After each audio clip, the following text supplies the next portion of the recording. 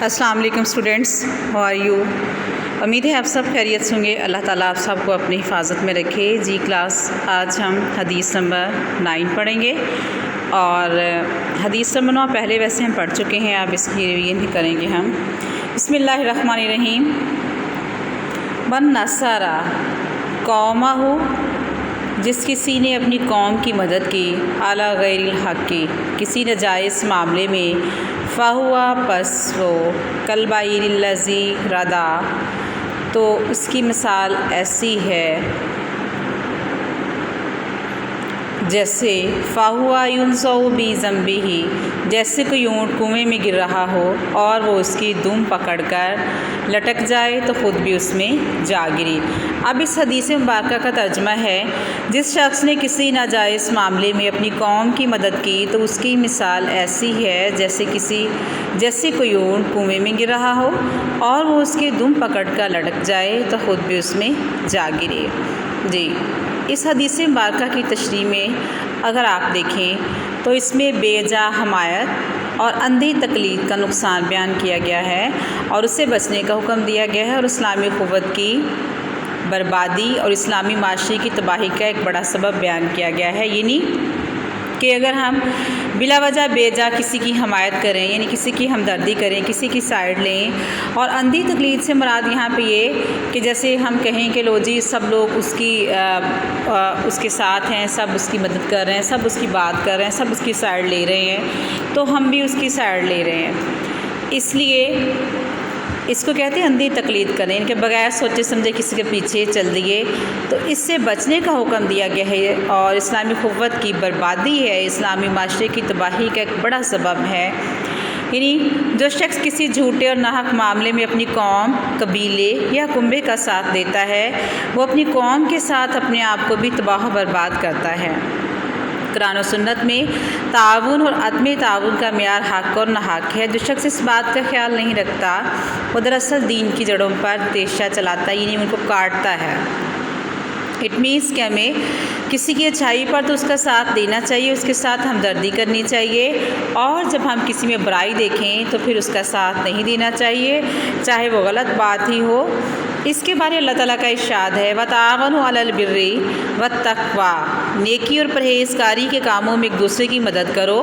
وَلَا تَعَاوَنُوا عَلَى الْإِثْمِ وَالْعُدْوَانِ، گناہ اور ظلم کے کاموں میں ایک دوسرے کی مدد نہ کرو۔ اگر ہم اللہ تعالیٰ کے اس ارشاد کو دیکھیں تو اسی کے ساتھ ہمیں اس حدیث مبارکہ کا بھی مفہوم نظر آتا ہے۔ پھر ایک اور آیت کا ترجمہ ہے، حق کی گواہی دو، خواہ اس سے تمہاری اپنی ذات ہی متاثر کیوں نہ ہو، یعنی کہ آپ کو حق بات کرنی چاہیے، خواہ اس سے آپ کی ذات کو نقصان پہنچے، لیکن آپ نے حق بات کہنی ہے، اور نہ حق کام یا نہ حق بات نہیں آپ نے کہنی۔ اسی طرح ایک اور کام پر ہے، ہمیشہ حق کی گواہی دو۔ پھر ہے، دیکھو تمہارے رشتہ دار حق کی گواہی دینے میں رکاوٹ نہ بنے، یعنی کہیں تمہیں اپنی رشتہ داری کا خیال نہ آ جائے کہ تم ان کی سائیڈ لے لو۔ پھر ہے، کسی قوم کی دشمنی تمہیں عدل و انصاف کا دامن چھوڑنے پر مجبور نہ کرے، عدل کرو، یہ تقویٰ کے زیادہ قریب ہے، سورۃ المائدہ میں ہے۔ پھر سورۃ الحجرات میں ہے، اگر کوئی فاسق شخص تمہارے پاس خبر لائے